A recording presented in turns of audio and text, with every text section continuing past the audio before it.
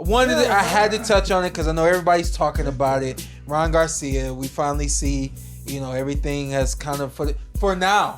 Because I don't think it's ended. What's the next?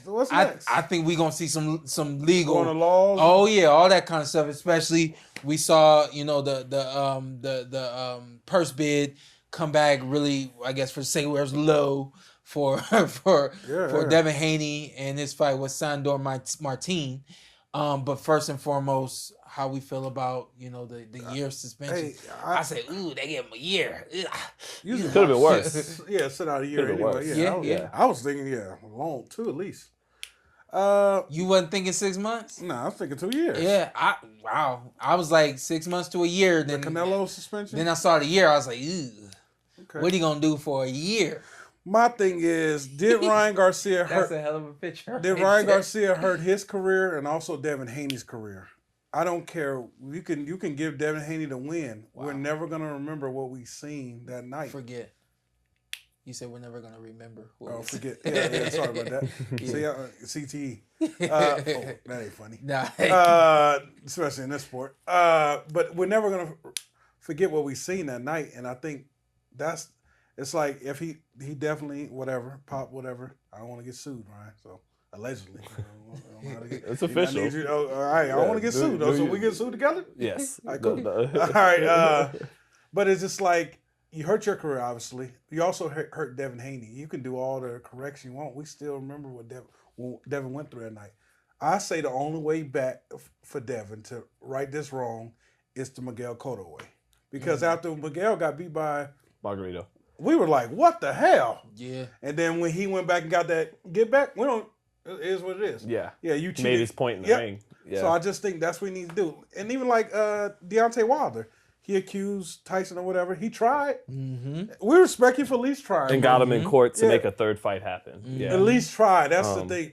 It just sucks for Devin Haney because, that probably affects his money from here on out. Well, at first I kind of had the boxing fan in me was like, okay, I understand. I sympathize for Devin a bit because he's getting treated pretty terrible on social media. Like, it's awful. Yeah, it's and everyone's being more sympathetic and empowering Ryan, definitely more so than Devin. And that's because Ryan has tapped into true celebrity. Few fighters gain that. And once you tap into celebrity, you gain a whole group of irrational fans who kind of do like false idol worship. Like, they obsess over you and love you and they'll believe anything you say. And Ryan weaponized that a lot in this whole process. He knew he could tell them anything and they would believe it. His reasoning on why he popped would change every other day, every other week. There was like a half dozen times he'd tweet out, I'm cleared, I'm good, I'm free, I'm good, knowing that that's not true. You have a hearing to go with the commission that you get. But his fans would eat it up, especially non-boxing fans. People who aren't really boxing fans, they're Ryan Garcia fans. And so it's been a little tough to see him weaponize that and all that. And so initially with Devin, I was like, but I'm a little disappointed in Devin too because I want to see the Miguel Cotto, get right back on the horse, get right back in the ring. But then I slept on it and I thought, you know what? Actually, Devin might be doing the right thing, taking an extended break because Cotto was on shaky ground for a year or two after that loss. He wasn't quite himself. 100%. He got right back in the Pacquiao fight, the Josh Clottey fight. Yep. And that Cotto vengeance came, I think might have been 3. It came 3 years later. Yeah. 3 years later. And it was after the Shane Mosley fight and everything like that. Yeah, right. It was after Margarito had, like you said, got beaten up by Mosley, beaten up by Pacquiao. Got caught. Right, and got caught. And Cotto, meanwhile, got to, after the Pacquiao loss, actually build his confidence against guys like Yuri Foreman, Mayorga, beatable guys, and then he could feel like Cotto again. Then he beats up Margarito. So actually, maybe Devin's doing the right thing. Yes, like the bloodlusting boxing fan in me is not the bloodlust, just the guy who wants to see the best fight the best. Come on, Devin, get back in there, defend the title. Don't let them strip you. Don't defend the title against Martin. Yeah. Maybe fight Catterall. Get your legs back underneath you, and then go. T.O. and Ryan rematch and all that. Maybe he's doing the right thing, letting that body and mind heal a little bit outside of the ring. WBC is, it's very inconsistent what the WBC is doing. They let Jamal Charlo have about 2.5 years before he fought. They didn't think of stripping him. Gary Russell. Gary Russell, Canelo is going on like 3 years with Benavidez being ranked, maybe not the mandatory, but the interim or the silver or the number one guy in the rankings, and no forcing Canelo. Meanwhile, this young man, Devin, couldn't even get through his full process of a guy beating him on performance enhancers. They're like, decision, 10 days or you lose the title, so just inconsistent by the WBC. Yeah. And Ryan's conduct has been disappointing. Yeah. And hopefully he doesn't get himself into too much trouble in the next year. And both guys could still have a rematch, fight at a weight that both guys make, and may the best man win that rematch to settle everything in the ring once and for all. But yeah. Do you think, I didn't feel that it did, but do you think this performance, the fight between Devin and Ryan, do you think that had any bearing on the purse bid for Devin Haney and Sandor Martin? I think so. I think that's why I don't know who I'm even referring to as they, but it would seem, that the business people involved in this scenario may have said to themselves that, hey, let's push this purse bid ahead quickly because Haney's about to get his O back, which makes him more, a higher priced fighter. Yeah. So at the time that purse bid happened, Devin Haney was 31-1. Yeah. What's the phrase everyone loves now? Today's price is not yesterday's price. Right. 31-0 reigning WBC super lightweight champion costs more money to get in the ring than 31-1 coming off a 3 knockdown loss WBC champion. So I don't know. It would seem to me that could have been in play. Yeah.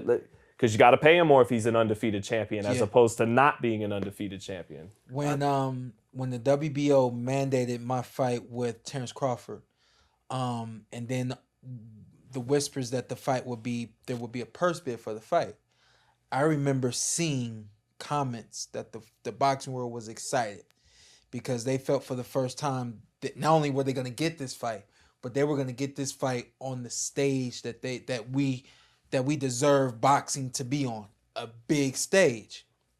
I'm excited about it. I remember at that point in time, I was doing the Olympic commentary. I was over in Connecticut. And the conversations were, are we going to go to a purse bid, or are we going to accept this specific amount from Top Rank? And I said, no, purse bid. I was even pushing against my dad for the purse bid because I was hearing people outside of this country wanted to bid on this fight. And I felt like that was what was going to happen. I felt like this fight was going to go overseas or something along those lines. I'm not saying that Saudi. That's where my mind went. I'm like, was it Saudi? Saudi wasn't even involved, especially not to the capacity that they are now. Yeah. Maybe there could have been some Saudi back then, maybe, but I'm not gonna co-sign and say, Saudi would have took this fight. But I felt like overseas, I was hearing rumblings that overseas people wanted to make this fight happen. We stayed put, and once the purse bid opened up, we were told that nobody showed up for the purse bid. The same way that nobody bidded on a Devin Haney fight. Top Rank won at $2.4 million. They won at 2.4. Yeah, which means Devin would make a little over $1 million as a champion, right? But what you already said, we don't know what the true conversations are. We don't know what the people in the room are actually saying, what they are actually doing. For me to have a fight of the magnitude, myself and Terrence Crawford, not go to a purse bid and Top Rank just put the fight on because it could have possibly happened overseas. I got a feeling y'all kept this in house, and the purse bid was low because y'all kept it in house, opposed to allowing some of these people we see getting involved with boxing now take over.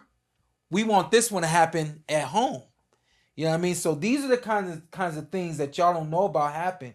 Y'all don't know that all these promoters talk to these promoters.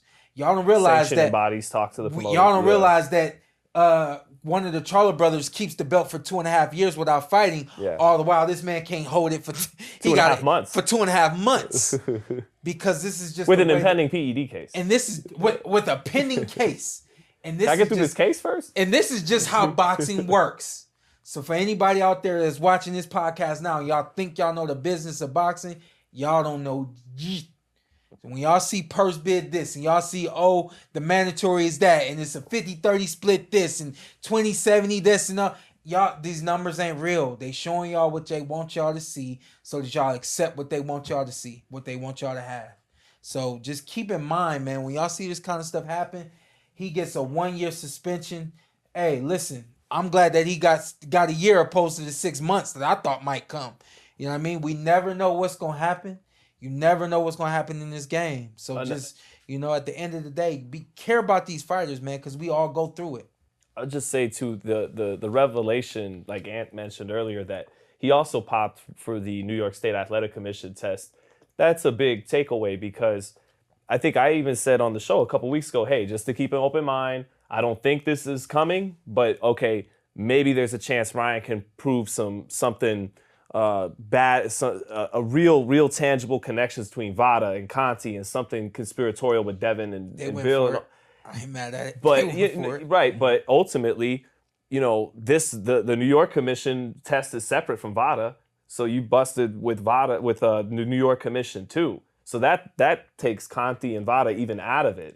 It'd been one thing if New York said, actually, on our test he's clean, but we believe the results of Vada. We're going to defer to them. No, they found with their own testing that he popped for Ostarine too. So that makes it, look like sometimes Ryan was making things up. Yeah. So. Someone asked me, why do I not care that he tested? And I'm happy Devin lost. I said, imagine if Floyd would have lost somebody and they tested. You wouldn't care. Right. Floyd forever, you lost. Oh, yeah. I said that's the Devin Haney and his dad. That's the work that they put in, that they came off, and you wanted to see him lose. At the end of the day, people don't want to see people be successful.